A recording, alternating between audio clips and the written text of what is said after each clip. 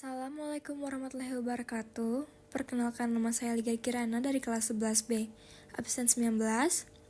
Di sini saya akan mempresentasikan tentang organel sel.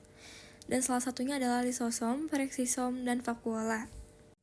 Sebelum saya memasuki materi, saya akan menjelaskan dulu tentang organel sel. Organel sel adalah struktur kecil yang terdapat di dalam sel dan memiliki fungsi khusus layaknya organ pada tubuh manusia. Organel sel bekerja sama untuk menjaga keberlangsungan hidup sel dan menjalankan berbagai fungsi vital seperti metabolisme, respirasi, reproduksi, dan sintesis protein. Organel sel juga terbagi menjadi dua, yaitu sel eukariotik dan sel prokariotik. Perbedaan sel eukariotik dan prokariotik yaitu adalah sel eukariotik memiliki membran inti dan prokariotik tidak memiliki membran inti. Ini adalah struktur dari sel tumbuhan dan sel hewan. Saya akan menjelaskan 3 dari struktur yang tadi. Yang pertama adalah lisosom, yang organel sel berupa kantong berbentuk membran yang berisi enzim hidrolitik, banyak ditemukan pada sel hewan. Selanjutnya ada struktur lisosom yang terdiri dari lapisan lipid, membran transport protein terglikosilasi, dan juga membran dan juga enzim hidrolitik. Nah, fungsi struktur yang tadi adalah lapisan lipid berfungsi sebagai molekul penyimpan energi dan pembawa pesan kimia, dan fungsi membran adalah memastikan pergerakan zat dilakukan secara teratur, dan juga enzim hidrolitik berfungsi dapat memecah protein lipid, asam dan nukleat, dan juga karbohidrat, dan molekul lemak yang menjadi bagian terkecil. Selanjutnya, fungsi membran transport protein yaitu protein yang berinteraksi dengan atau bagian dari membran biologis. Selanjutnya adalah fungsi lisosom, yaitu terdiri dari 3. Yang pertama adalah fagositosis atau menghancurkan mikrob dan material asing yang masuk ke dalam tubuh atau tubuh memperkecil makanan agar mudah dicerna. Selanjutnya ada autofagi yang berfungsi penguraian terhadap bagian sel yang sudah tidak berfungsi atau mendaur ulang. Dan yang terakhir adalah apoptosis, yaitu proses pembuangan sel-sel yang mati atau rusak dari dalam tubuh.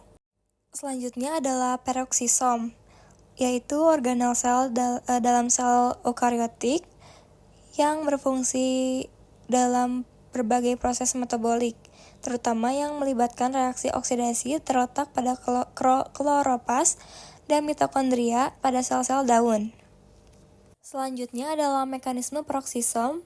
Peroksisom menggunakan oksigen atau O2 dan hidrogen peroksida H2O2.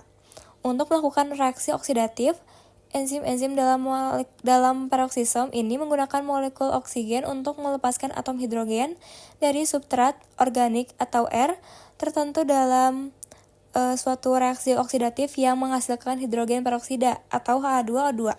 Selanjutnya adalah fungsi struktur dan strukturnya. Strukturnya terdiri dari membran plasma, lipid ganda, dan kumpulan kristal enzim utreat oksidase. Fungsi dari strukturnya adalah yang pertama, membran plasma berfungsi untuk mengangkut nutrisi ke dalam sel dan mengangkut zat-zat beracun keluar dari sel. Yang kedua adalah lipid ganda, yaitu melindungi organ tubuh, terapi untuk kanker dan membentuk sel, membantu apoptosis sel, dan menghasilkan panas dalam tubuh. Yang ketiga adalah enzim oksidase, yaitu mengubah zat-zat organik menjadi hasil-hasil oksidasi. Itu selanjutnya adalah fungsinya, yaitu yang pertama pengubahan lemak menjadi karbohidrat pada tumbuhan dan penghasil enzim oksidase dan katalase pada hewan dan membantu proses respirasi pada tumbuhan. Selanjutnya dan yang terakhir yaitu adalah vakuola, adalah bagian dari sel tumbuhan yang berongga dan diselimuti membran. Vakuola merupakan bagian dari sel tumbuhan dengan ukuran volume terbesar, tetapi kadang ada pada sel hewan hanya saat ditumbuhkan atau pada saat hewan sedang makan. Selanjutnya adalah struktur dan fungsi struktur yang terdiri dari tonoplas, sentral vakuola, dan sel sap.